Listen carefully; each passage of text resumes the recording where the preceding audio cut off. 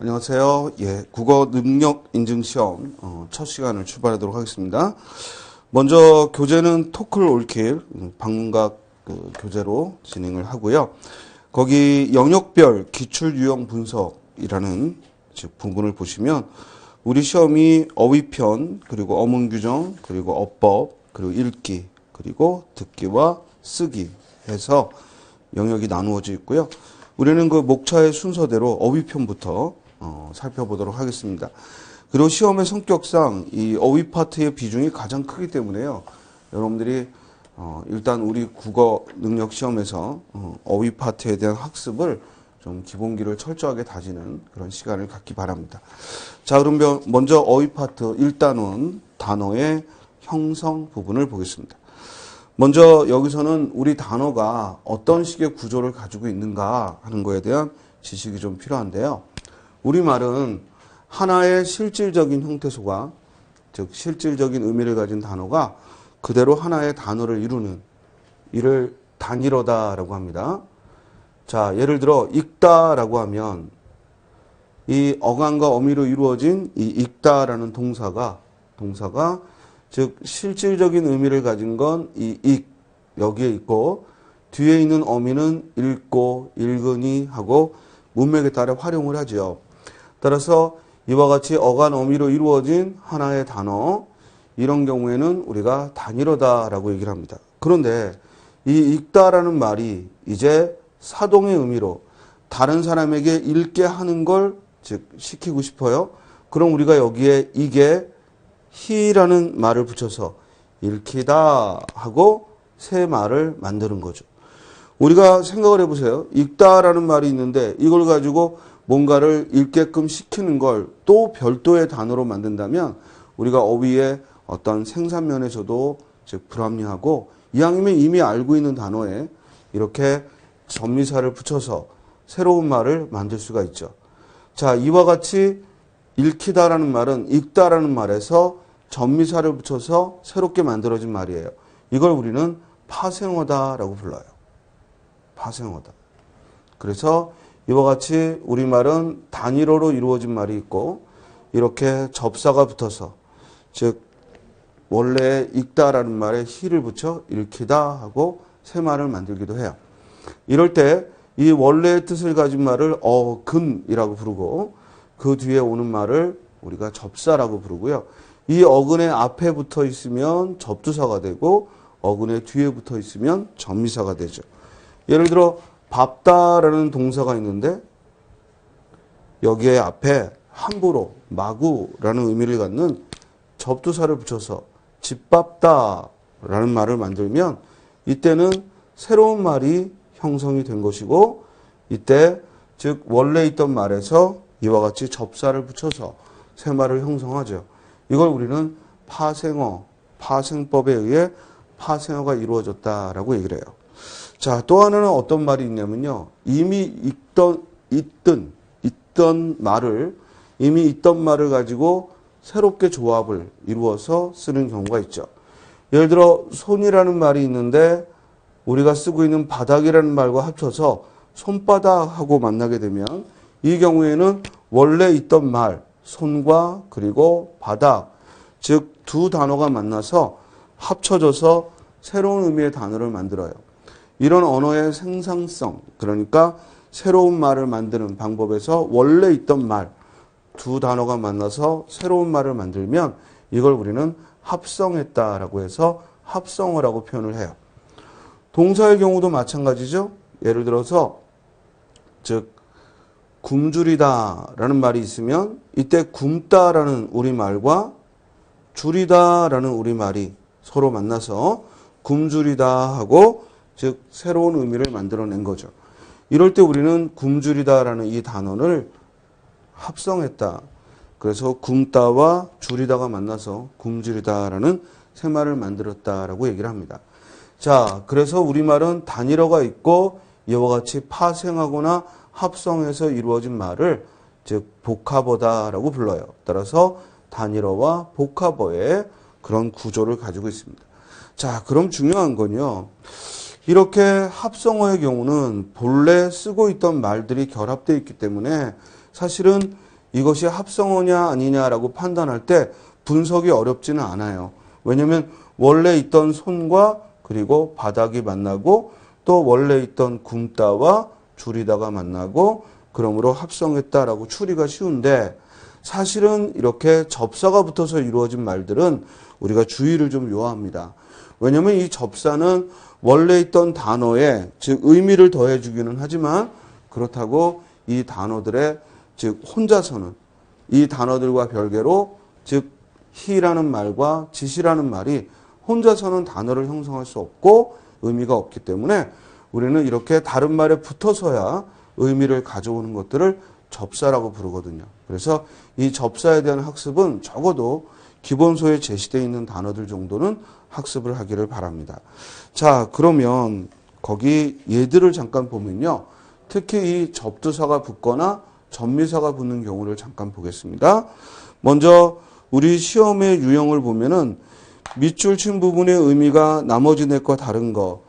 분명히 꾼이라는 접미사가 붙은 이 말들을 쭉 나열했는데요. 시험 문제가 이 꾼이라는 말이 즉 접사이냐 그래서 이것이 파생어냐 이런 질문이 아니라 이것이 의미상 즉 어떤 전문적인 일을 하는 사람을 말하는지 아니면 여러 사람이 모인 걸 말하는지 이런 구별을 하는 데까지 시험 문제를 묻고 있어요.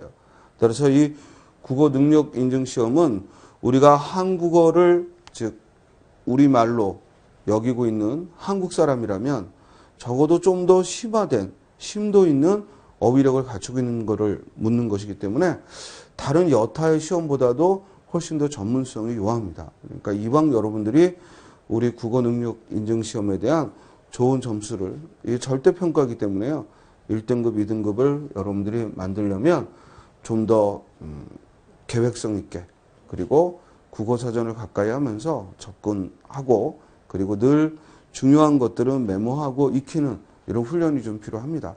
그냥 우리말이니까 뭐 조금 기출문제 몇 번 풀어보면 점수 나오겠지 이렇게 생각해서는 아마 원하시는 점수를 얻기를 힘들고요. 조금 바짝 이 기회에 우리말에 대한 진중한 학습을 해보겠다 이런 마음으로 좀 접근하시면 좋을 것 같습니다. 기출문제를 봐도요. 다음 밑줄 친 부분의 의미가 나머지 넷과 다른 거. 1번은 노름꾼이고요. 2번은 사기꾼이고요. 3번은 사냥꾼이고 4번은 구경꾼이고 5번은 도굴꾼이에요. 자, 구경꾼을 제외한 나머지는요. 어떤 일을 전문적으로 하는 사람. 물론 다소 좀 비하의 의미를 가졌죠. 그렇죠? 우리가 다소 비하의 의미를 갖기는 했지만 즉 그렇다고 이 꾼이라는 말이 들어갔을 때 이게 비속어라는 건 아니고 대신 어감이 좀 된소리를 쓰기 때문에 느낌은 좀 그렇습니다만 그 일을 전문적으로 하는 이. 그래서 도굴꾼, 사기꾼, 노름꾼, 사냥꾼 모두 어떤 일에 있어서 그것이 불법이든 아니면 합법적이든 즉 그 일을 전문적으로 하는 사람을 말한다면 구경꾼의 꾼은 어떤 일 때문에 모인 사람을 말해요. 그렇기 때문에 구경꾼의 꾼은 어떤 일을 위해 모인 사람들 이런 의미를 갖고 나머지는 모두 그 일을 전문적으로 하는 사람 또는 그 일을 습관적으로 하는 사람 이런 의미를 가지므로 정답은 4번이 되는 거죠. 자, 우리가 이와 같이 접두사나 접미사가부터 이루어진 그런 파생어들을 공부할 때에는 그 접두사가 어떤 의미를 더하는지 그리고 그 접미사가 어떤 의미를 더하는지 이런 부분을 좀 주의하면서 본문을 봐야겠습니다. 자, 먼저 접두사의 종류를 보면요. 가라는 말, 우리가 흔히 가짜다, 거짓이다, 임시다라는 의미를 갖죠. 그래서 가건물, 가게야, 또 가등기, 또 가매장 이런 것들은 가짜 또는 거짓 또는 임시의 의미를 갖고요. 자, 우리 시험에 자주 나왔던 게 이 강이라는 접두사예요. 먼저 강굴, 강술 이렇게 또 강풀 하게 되면 다른 게 섞이지 않은 이런 의미를 갖는 접두사가 됩니다. 반면에 강기침, 강모, 강설이 이러면은 물기가 없는 이런 의미를. 그러나 강우름, 강호령 하면은 이 억지스러운 이런 의미를 가져요. 그럼 시험 문제도 이런 단어들의 의미 차이를, 즉 똑같은 강이 들어가는, 접두사 강이 들어가는 말인데 그 나머지와 차이가 있는 것, 이런 질문을 합니다. 어때요? 결코 쉬운 문제들이 아닙니다. 그래서 여러분들이 좀 관심을 가지고 여기 접두사가 붙은 말들, 그리고 또 뒤에 전미사가 붙은 말들 학습을 좀 하셔야 됩니다. 특히 전미사가 붙는 단어들은요, 예를 들어 구경꾼 같은 말은 구경이라는 말도 명사고, 여기에 꾼이 와서 구경꾼 하고 세 말을 만들어도 역시 품사는 그대로 명사죠. 변함이 없단 말이에요. 그런데 이런 단어, 예를 들어 먹다라는 말에 이번에는 전미사 이가 와서 먹이라는, 먹이를 주다, 먹이하고 즉 단어를 만들면 이때 이는 먹다라는 말에 붙어서 명사 먹이를 만든 거죠.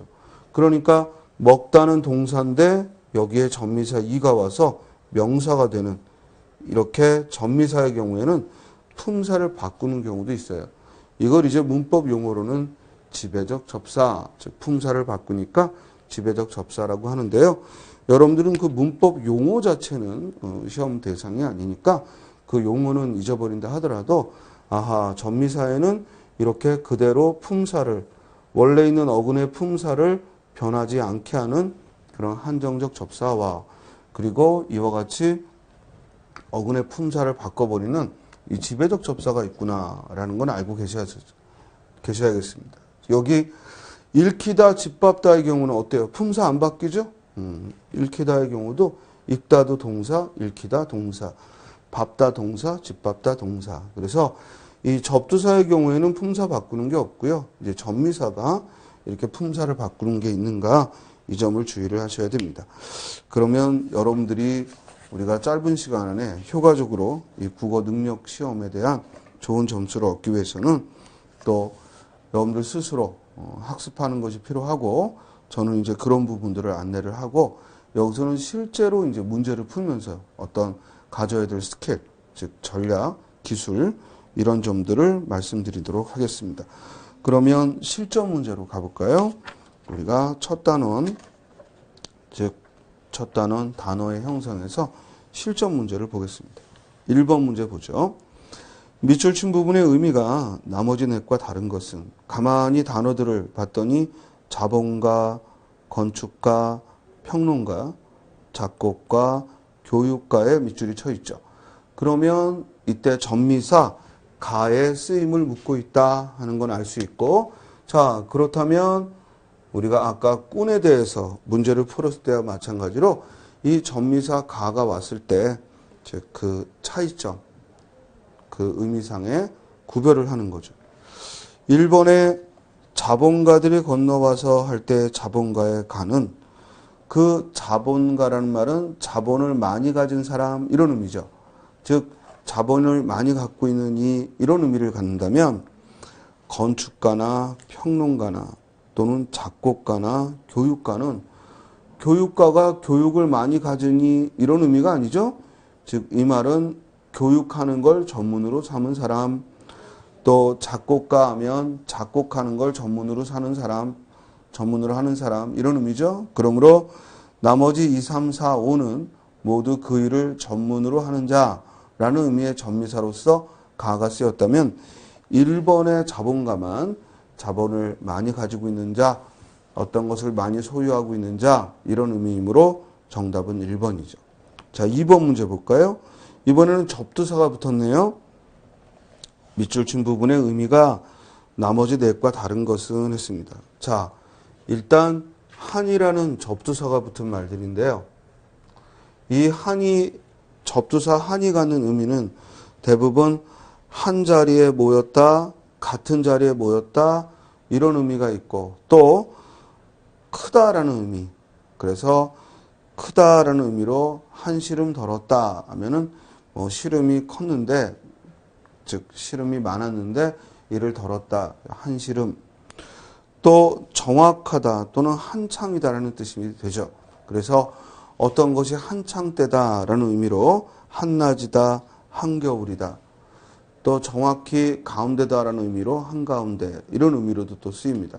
자, 그러면 선택지 보면 1번 방 한가운데에는 화로가 놓여 있었다. 이때 한가운데는 정확히 가운데다 이런 의미고 2번 한여름 하면 역시 한창 때 여름이 한창인 중에 또 한밤중 하면 역시 밤이 한창인 때 또 4번에 한복판 하면 정확히 가운데 이런 의미라면 5번에 설을 맞아 모처럼 온 가족이 한 자리에 모였다. 이때 한은 즉 같은 자리에 모였다. 이런 의미니까 나머지와 가장 다른 건 5번.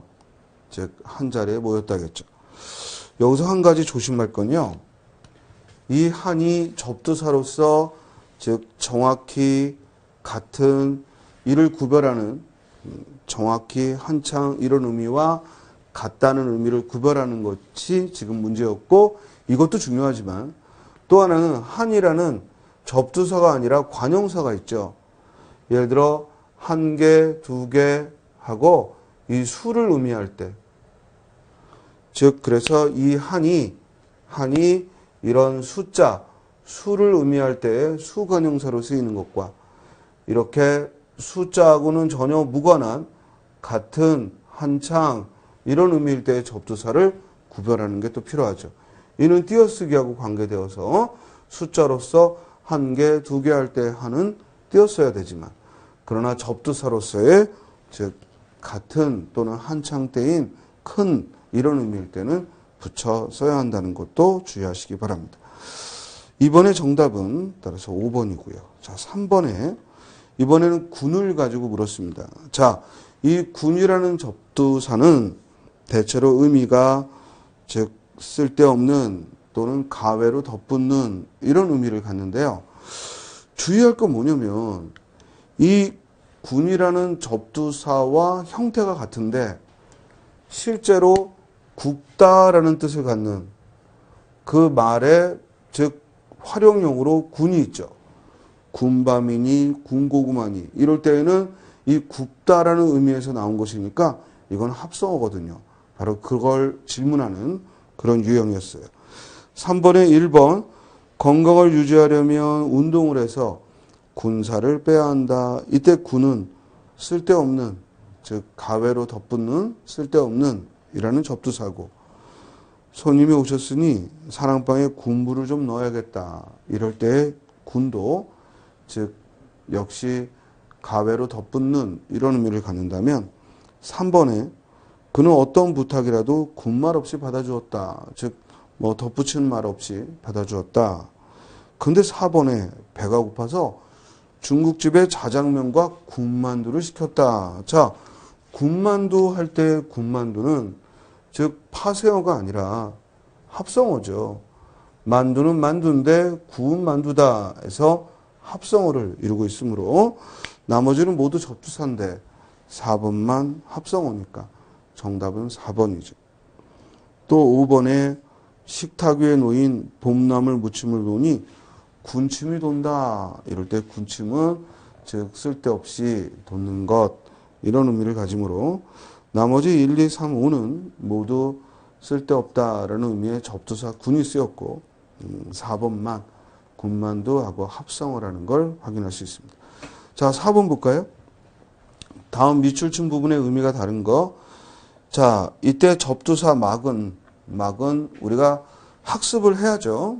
여러분들이 이 기본서 안에 있는 접두사나 접미사는 일단 학습을 했다고 치고 그리고 지금 저와 같이 문제를 풀면서 즉 묻는 유형들, 출제 유형들을 판단하고 그리고 그 전략들을 기술들을 익히는 거지 아예 그냥 감각적으로만 접근하려고 하면 실력 향상이 안 되죠. 따라서 여러분들이 이제 학습했다고 쳤을 때 이 접두사 막은 대체로 막고무신 또 막국수처럼 이렇게 품질이 좀 떨어지는 이런 의미를 갖기도 하고 또 막노동, 막말처럼 함부로 하는 이런 의미의 또 접두사로서도 쓰이고 또 막가다, 막보다라는 의미로 역시 함부로라는 의미를 갖는 접두사로 사용될 수 있죠.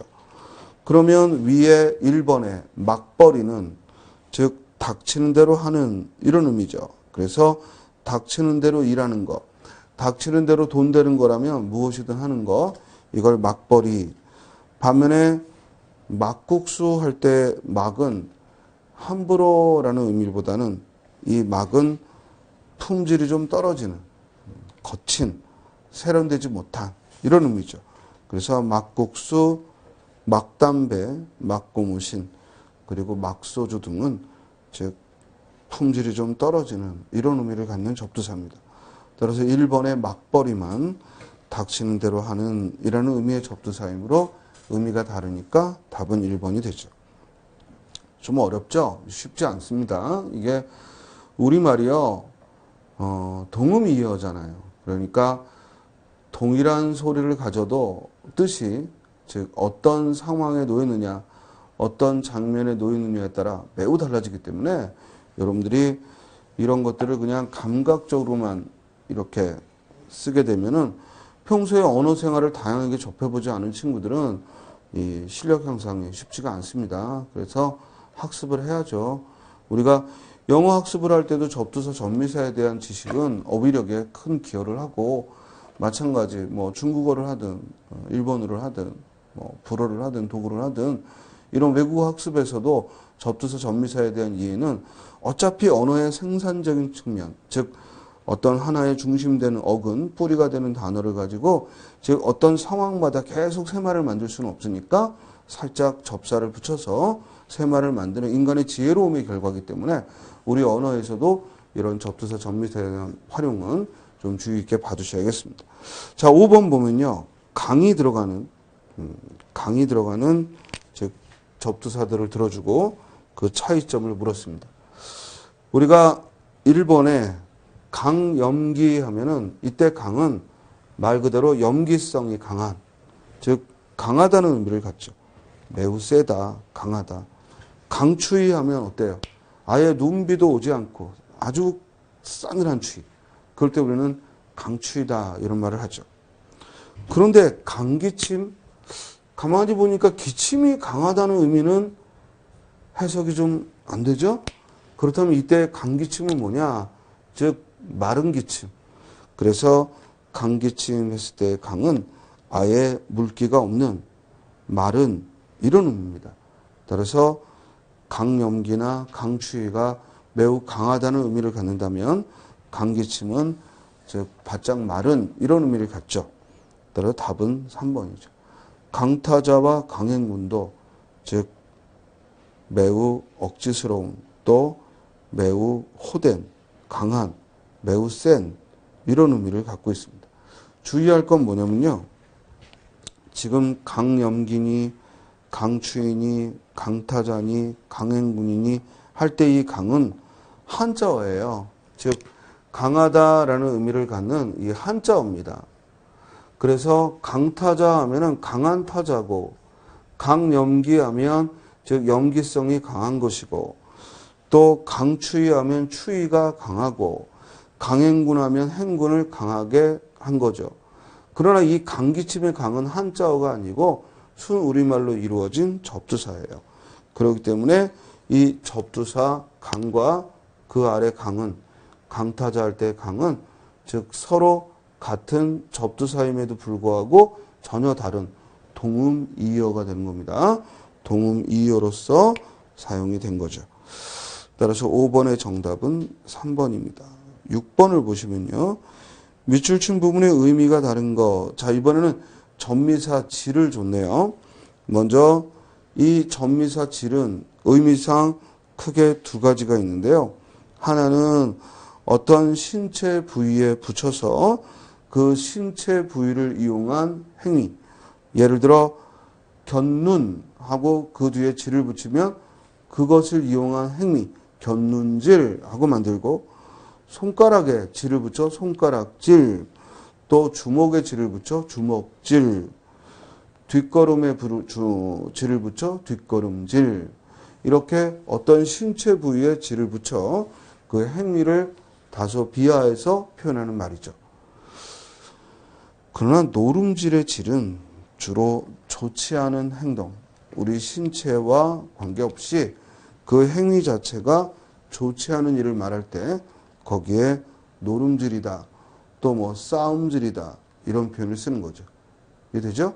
그래서 6번의 정답은 5번, 즉 노름질만 어떤 인간의 행위에다가 즉 의미를 붙인 거라면 나머지는 우리 신체에 의미를 붙여서 즉 그 행동을 한다 하는 뜻으로 쓴 거죠. 이랬더니 어떤 분이 스님 그러면은 신체에 질을 붙이면 모두 어떤 행위를 말합니까? 그럼 뭐 배에다 질을 붙이면 배질, 뭐 다리에다 질을 붙이면 다리질 이런가요? 그게 아니고 그 우리의 신체를 가지고 행동을 할 수 있어야죠. 그렇죠? 따라서 즉 곁눈으로 이렇게 눈을 흘겨볼 때 곁눈질하고 그 신체를 이용해서 구체적으로 행위가 있어야 우리가 질이라는 전미사를 붙여서 그 행동을 가리키는 말을 만듭니다. 자, 여기까지 단어의 형성에 대해서 살폈는데요.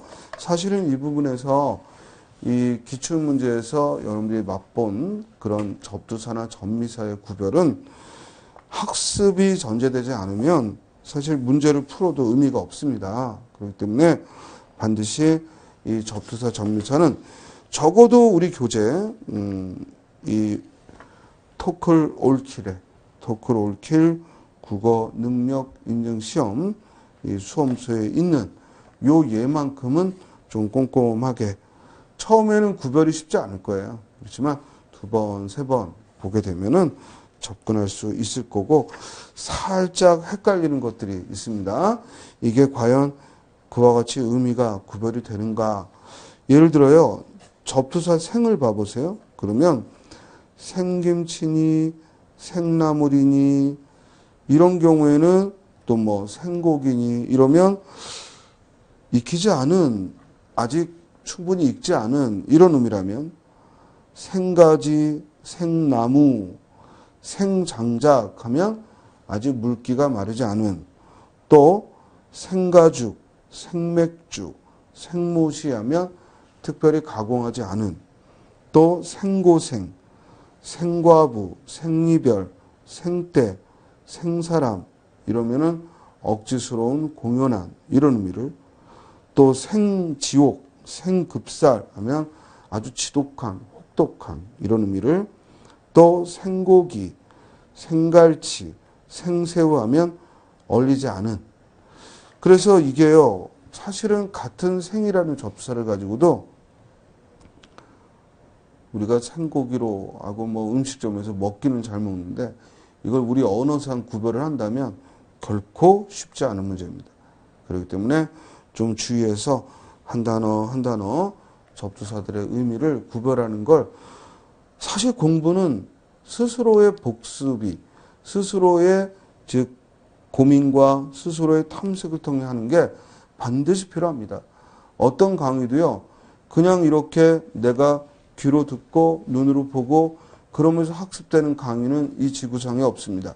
그러니까 여러분들이 스스로 노력한다라는 것 그리고 스스로 학습한다라는 걸 전제로 하고 다만 그 학습과 노력이 엄한 길로 가서 헤매지 않도록 바른 길로 가도록 여기 있는 선생은 그 길잡이 역할을 한다는 걸 잊지 마시고 적어도 우리 이 방문각 한 권으로 끝내는 국어 능력 인증 시험 요 수험서 한 권이면 시험 대비는 충분하니까요.